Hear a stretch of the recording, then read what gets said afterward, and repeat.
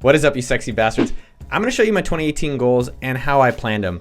So I'm just going to show you my goals right away, and then I'm going to walk backwards from how I got it. So hopefully it'll help you guys in choosing yours. So in 2018 goals, my word of the year is solve. Hey, just got a YouTube subscriber. If you haven't done that yet, make sure you do it below.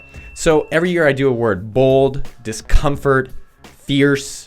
A lot of them sound like tiger words. But anyways, the point is I want to have some word that I always come back to. I have it on my whiteboard right on my fridge that says solve. So I'm always thinking, how can I solve it? And last year was discomfort. So I said, am I being uncomfortable?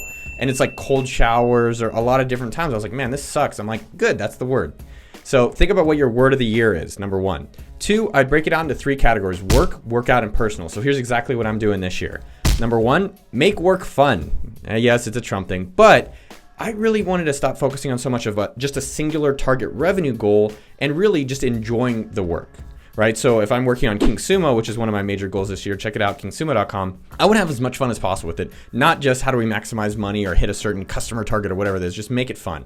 Number two, we have Sumo groups. So we have AppSumo.com, we have Sumo.com. We just launched BriefcaseHQ.com. You can check out the video below about that. And so I just want to keep Sumo growing. I'm not as concerned about do we make as much money as possible and all these things. I just want to keep it growing. Number three, 50,000 YouTube subscribers. So I'm at 30,100, whatever it is right now. I want to hit 50,000. It's not unrealistic, but it'll take some work. And if you haven't done it yet, make sure you go hit that red subscribe button below. I want to work remotely in Santa Monica. I don't know if you guys have ever worked remotely. It's something that it's hot as hell in Texas. So for the summer months, I like to work in California.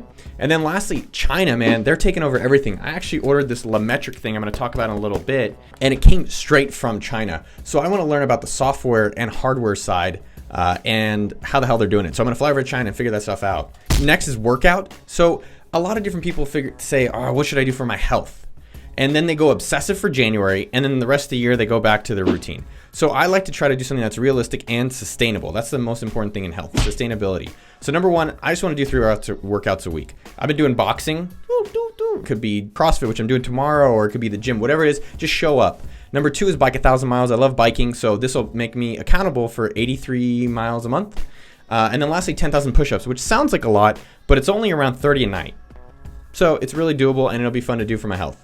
And then last, in the personal side, I want to get a house. I live in a tiny condo right now. I want to move into a house. I want to get a dog, father a dog, excuse me. I want to get a truck for mountain biking, camping. I want to go do some trips with some of my close friends. I want to learn magic. That's one of my fun ones this year. Last year, I wanted to learn an instrument. I didn't end up doing that, so magic, and I've already started moving forward on that thing. And then lastly, I want to get my Blitz chess rating to 1,400, which if you're any chess nerds, you know what I'm talking about. So who the hell cares about goals? Why does this even matter? Why am I even talking about it? Why should you pay attention? So goals give your life meaning. Really? What the hell is meaning? Meaning is what you make of it. It really is. I was in Argentina. I was 25 years old. And I remember being on the streets of Argentina walking. Tim Ferriss came by, literally. He was like shirtless, hanging out at the house. And I was then back on the streets. And I was like, man, what is the meaning of life? And I realized that there is no meaning. And meaning and happiness and fun is what you make of it. And so in setting goals, it gives you something to look forward to. And then when you accomplish them, it gives you something to look back on and say, holy shit, I actually did a lot more than I think. So how the hell can you start figuring out your 2018, 2019, 2020, whatever your goals are? Let me show you exactly what I do. So I keep an open file in Evernote. You can use notes, you can use paper, you can use your body. I don't care.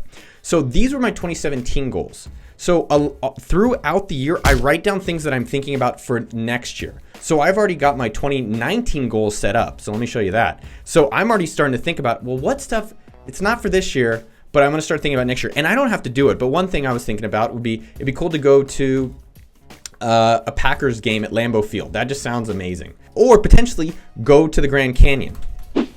And so I just keep thinking of different things. And then towards the end of the year in December is when I organize them into my 3 categories. Don't sweat if you're going to do all of them. The important thing is to get it started. And by the way, what I want you to do is leave a comment with what is one of your goals in 2018? What is one of your goals in 2018? And I will do my best to see if I can help you accomplish your goal. So first off, keep your track of the goals you're thinking about for the next year. Next off, reflect on what the hell did you do in the previous year. So right now it's 2018. What did you do in 2017? So I want you to get out a journal. This is a journal. Hello, diary. Dear diary. And you can see I wrote, what the hell did I do in 2017? It's a little more personal, so I'm not going to share that with you. And so you can say, well, no, I don't remember what I did. That's what you're going to say. So this is a really cool trick that I was talking with my girlfriend about. Hi, Lee. Love you. is look through your photos so you can actually see by month, what did I do? And then what you do is, as you're writing out what you did in 2017, you'll start realizing like, holy shit, I did a lot more than I think. So go do that if you're trying to figure out what the hell you did last year. Now, what I want you to do is write out what went well in that 2017 and what did you not like. So just help categorize it. And what that helped me do is think about, well, what do I want to do more of? And what do I want to try to avoid in 2018? And then lastly, this is the part that you're not going to do it, but if you do it, I promise you it'll be helpful. What is my dream for this year? Don't worry about limitations. Don't worry about your gender. Don't worry about your race or your height, or if you're bald or whatever it is. I don't care. Maybe 2018 is the year of hair. So I want my company to look like this. I want to be in a house having a barbecue with my friends doing these kind of drugs. Don't do drugs. Maybe it's getting out of student debt. Maybe it's beating Noah in chess, which is not that hard. So you do all that stuff.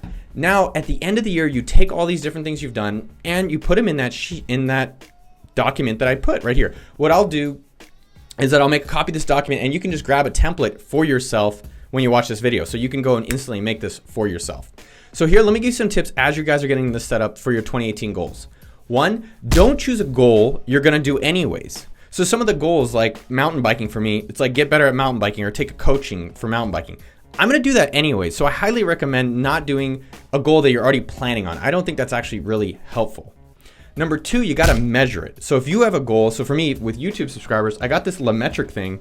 Basically, every time you subscribe, this will go up. So have some type of thing, like if you have a goal that's numerical, and I highly recommend numerical goals because it's more objective and you can see your progress, but get a tracker. So I use LaMetric, thanks Pat Flynn. Check these guys out, recommend them. It's really smooth, very impressive. Or do a spreadsheet. So let me show you what my buddy Billy did. I can't show you the details of his thing, but he basically took a list of all of his goals for the year and then put dates on them in column C. This guy is like a super mathematical nerd. You don't have to get that fancy about it, but what you can do is take your goals and then put them in your calendar. Because a lot of times, the more that I already just say like, hey, if I know I'm gonna work in Santa Monica, it's in my calendar. If I say, hey, I wanna go to China, I put it in my calendar. And the more that you already start locking that stuff down, the more realistic it is that it's gonna happen. So I highly recommend next putting in your calendar or a spreadsheet. Lastly, this is the most important part, print it out.